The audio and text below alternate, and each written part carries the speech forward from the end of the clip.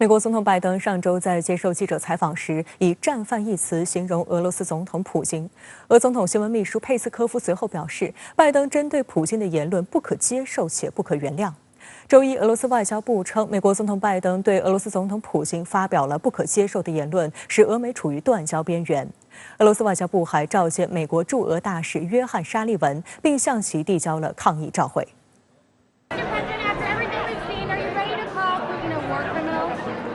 No. Did you ask me whether I was called? Oh, I think he is a war criminal. 白宫发言人普萨基随后强调，拜登总统的言论并不是正式宣言，而是看到乌克兰情况后说出内心感受。美国国务卿布林肯则在第二天的记者会上表示，个人同意总统这一言论，他们正在对乌克兰危机发生的一切展开调查。周一，俄罗斯外交部向美国驻俄大使约翰·沙利文递交了抗议照会，称美国总统拜登此前有关俄罗斯总统普京是战犯的言论，使美俄关系处于断交边缘。俄外交部称，拜登的言论是不可接受的。俄罗斯还警告美方，倘若进一步采取不友好举动，将招致俄方坚定而果断的回应。俄罗斯副外长里亚布科夫周二进一步表示，俄美正处于断交的边缘，这是美国一手造成的。他表示，美国的制裁和压力不会对俄罗斯在特别军事行动上的决心产生任何影响。俄罗斯正在适应美国的制裁。里亚布科夫称，两国关系正常化的前景还是有的，需要美国对乌克兰施加正面的影响，但是美国可能不会这么做。美国需要停止与俄罗斯对抗的升级以及制造威胁。周一，俄罗斯外交部还表示，鉴于日本在乌克兰局势上对俄罗斯实施的单方面制裁，莫斯科将停止与日本的和平条约谈判，并退出与日本关于南千岛群岛联合经济活动的交流，因为俄罗斯不可能与一个毫不遮掩采取不友好立场并试图对俄利益造成损害的国家探讨签署双边关系中的一项基本条约。俄罗斯外交部还指出，日本方面还要对损害双边关系和自身利益负责。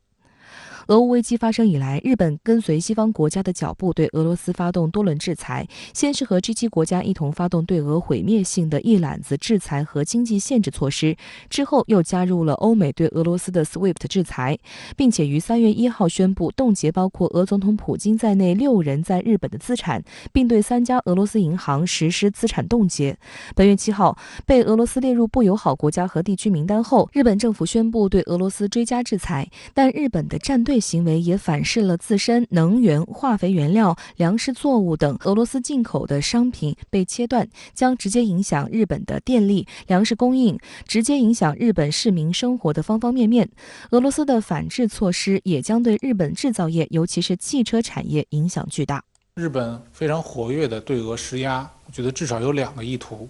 第一个意图呢，是他要通过这个俄乌冲突所造成的全球紧张局势，来试图踩踏一些红线，这实际上都是日本他要在所谓的国防还有军事安全方面，他要搞出一些动作，来满足日本右翼一直鼓吹的所谓的正常国家化的这么一个进程。第二呢，日本通过对俄制裁，实际上呢也向美国传递了一个信号，通过这些示好的举措加速向美国靠拢，从而换取美国更大力度的对日本的进行扶持。日本似乎铁了心要追随美西方对俄强硬到底。上周六，日本首相岸田文雄对印度进行为期2天的访问，在与印度总理莫迪长达110分钟的会谈中，乌克兰局势是主要议题。在会谈后发表的日印联合声明中，双方要求立即停止战斗行为，并强调在解决冲突方面，除了对话和外交之外，别无选择。此外，双方还明确将采取适当措施应对乌克兰人道主义危机。日媒注意到，在联合声明中并未直接提及俄罗斯。印度在俄乌冲突上他的一些立场，这是不可能靠日本靠一个岸田就去把它改变的。我想岸田他本人其实可能也没有抱着说一定能够取得什么成果，或者一定能够劝服莫迪改变态度这个想法去的印度。他这么做实际上只是一个姿态，做给美国人看。事实上，印度目前是四方安全对话中唯一未对俄罗斯进行公开谴责的国家，还曾在联合国决议中3度投出弃权票。因此，美日澳三方密集对印度开展说服工作。此前，美国总统拜登及澳大利亚总理莫里森已经开展过相关工作，均未能说服印度总理莫迪对俄罗斯采取强硬立场。有分析指，印度在俄乌危机上的态度充分展现了外交独立性。此外，俄印两国也有着长久的合作历史以及巨大的现实利益。俄乌冲突爆发后，印度大幅增加了对俄罗斯原油的采购。另外，印度对俄军事依赖度非常高，俄制装备在印军中的比例超过60%。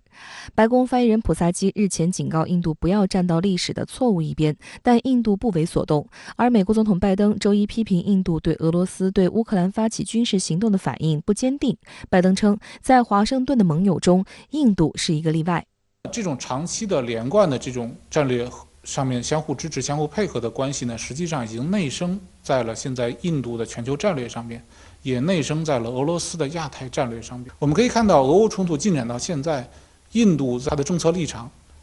没有发生重大改变。即使后来有跨的4边的这个视频会，印度主要还是坚持它的立场。随着美日澳对俄国的这个制裁的进一步加重，以及俄罗斯对于美日澳的反制，那么实际上这种裂痕是在加大的，它不是在减小。这种裂痕实际上也不会在短期内得到消除。好，相关话题马上来连线特约评论员吴健。吴先生你好。美俄围绕拜登战犯说的博弈升级，俄召驻美大使抗议，警告俄美濒临断交。那您对此怎么看？黑天鹅迭出的当下，我们不能排除可能，但要理解背后的含义，那就是俄罗斯越被包围，世界越危险。君不见1919年不承认苏俄并围绕它建东欧防疫地带的凡尔赛体制活了几年？1927年英美联手与苏联断交，苏联真理报以一篇致枪伯伦的回答绝不屈服。后面的事儿大家就清楚了，欧洲被分裂，接着世界大战。苏联解体后的诸多档案证明，给俄乌关系添堵是美国和西方很乐意做的事情。不谈出工不出力的支持乌克兰加盟入约，单就04年乌克兰橙色革命后，美欧以援助、NGO、智库等等途径，拿乌克兰当基地，不断在俄周边甚至俄本土制造颜色革命，对不满意的政权搞格式化再造。结果，普京时代的俄国家安全学说连改了4版，不稳定、歧视、迫害、分裂等等负面字眼一版比一版多。不客气地讲，向来把安全看得比经济、外交都重的俄罗斯，若认定和平手段保不了安全，请注意，是包括政治安全在内的总体安全，他就会毫不犹豫地以非和平手段先发制人。上世纪的美苏美俄关系告诉我们，美国习惯用明确的联盟和前沿军事存在压服对手，并形成了路径依赖。但当对手无论反抗还是合作，其结果都是被逼到墙角，那么他会丢掉一切希望，跟你拼个鱼死网破。面对这样无法靠围堵来压服的俄罗斯，美国或许拿乌克兰当反俄祭品，成功消耗和削弱了这个老对手，但他付出的战略代价，那就是遇到俄罗斯这样的决绝的时候，美国的保护伞无法覆盖所有盟友伙伴，这一可信度的受损是无可挽回的。俄日外交仗也在升温，俄宣布冻结和平条约谈判，日方反应强烈，首相宣称俄方动作不可接受。那您对俄日争端如何评论呢？日本历来对俄牵制，无非在经济、技术和金融上，却独独无法在安全上拿捏俄罗斯。就日本现执政的岸田政府而言，对美同盟是其外交安保体制的基轴，这种附庸性让日本的外交缺乏灵活。尤其从安倍时代起，日本努力以东半球代理人的姿态为美国分担防务和外交责任，这种靠卖命换友谊的策略只能让日俄关系越走越窄。更棘手的是，追随美国制裁俄罗斯，从领土问题再到朝鲜半岛核问题，日本就更别指望俄罗斯给予照顾了。就像美国学者戈维拉说的，日本简直是在同一个地方跌倒了2次。